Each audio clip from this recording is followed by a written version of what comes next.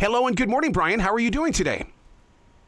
I'm good. Nice to talk to you again. Absolutely. Well, I have to talk with you because, you continue to grow this atmosphere of information, and I am addicted to information. Well, that's wonderful. You are the reader we're looking for. How is it that you're able to uncover all of this stuff? Your nose must be in books, encyclopedias. It must be all over the web. You keep delivering each and every book. It's that is my day. I'm in books. I'm on the internet. I'm at the library. I look at their newspapers and magazines. People send us stuff. It's a cool job. I get to just curate all this stuff, and we're never going to run out of stuff to write about. As long as people are still wild and weird and wonderful and making things and breaking the law and inventing things, there's always going to be something to write about. And stuff that I've known about for years and just never even noticed. Oh, hey, that probably has an interesting origin story.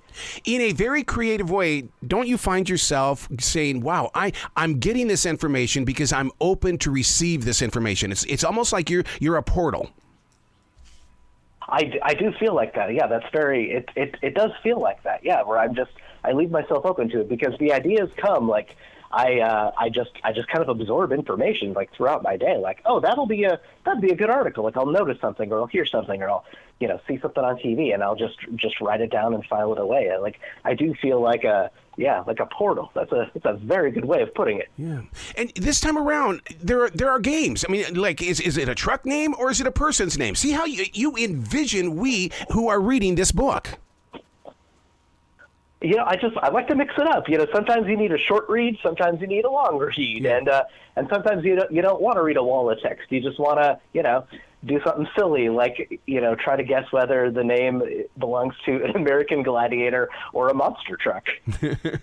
What are we going to learn in this new book? You're going to learn a lot of origins, a lot of really trivial stuff. You're going to learn a lot of really fascinating stuff about stuff that you think you know that you didn't know, like Mork and Mindy. Robin Williams was not the original actor in mind for that part. Really? Which I kind of always thought, I grew up watching that show. We all loved Robin Williams. I thought that show was created for him because he was such a big deal comedian. But they wanted to create a space alien character for Happy Days because Star Wars was so big at the time. Yeah. And so they auditioned all these LA comics, and Richard Lewis almost got the part, but he couldn't figure out how to do an alien voice. It kept coming out Scandinavian, he said. So he said, look, Robin Williams is auditioning after me. Just go ahead and hire him. He is exactly who you want for this part to play a zany space alien, and he was right. Yeah, but though, he couldn't have held his own on that in the way, because I thought Pam Dauber and everybody else around him, they to me, it was a gelled team. It was the perfect atmosphere for Robin to be, Mork. Yeah, great chemistry. Another fun fact about Mork and Mindy is they changed the way TV was made. Before then, sitcoms were filmed with 3 cameras. Yeah. They added a 4th camera just to catch Robin Williams ad-libbing and improvising and doing, his shtick, basically. So now live-action sitcoms are filmed with 4 cameras because of Robin Williams.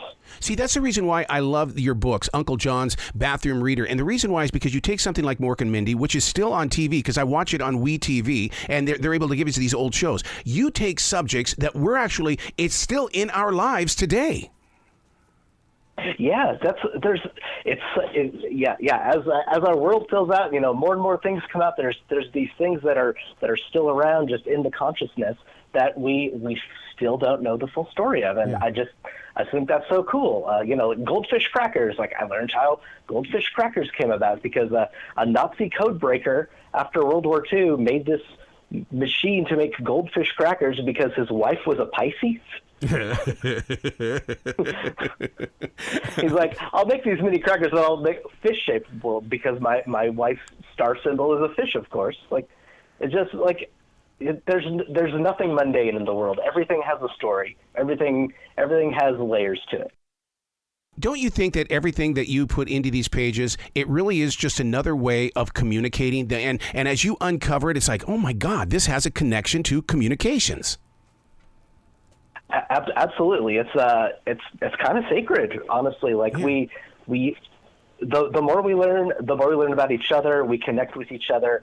The world is a little bit less mysterious. That's knowledge is power, and it's really just nice to know you learned something and to just demystify something for yourself.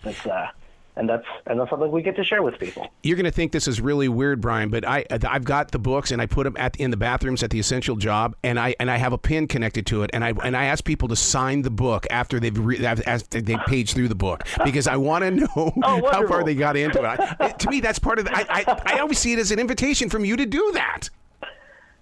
Absolutely, sure. I mean, that's what I love about these is you can open it up and you'll find something. You'll find something that interests you. We try to cover as many subjects as possible, and you can just kind of open it random and find something on history, find something on science, find something on pop culture, a trivia quiz. Like it's luck of the draw. Is there anything that shocked you on this one? Did you pick something up going, holy cow, I had no clue?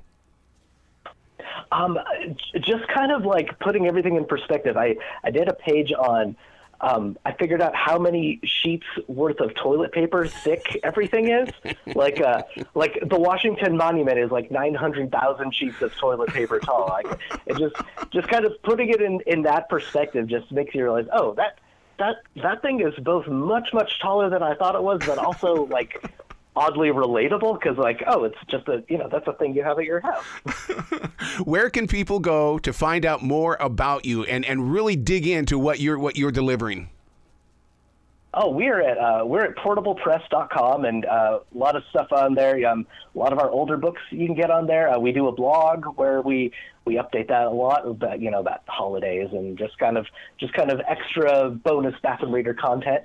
And then the book is everywhere and anywhere. I love it. You've got an open door to always come back to the show, dude. Oh, well, thank you. It's great to be here. I love your show. Well, you be brilliant today, okay? Well, thank you so much. It's great to be here.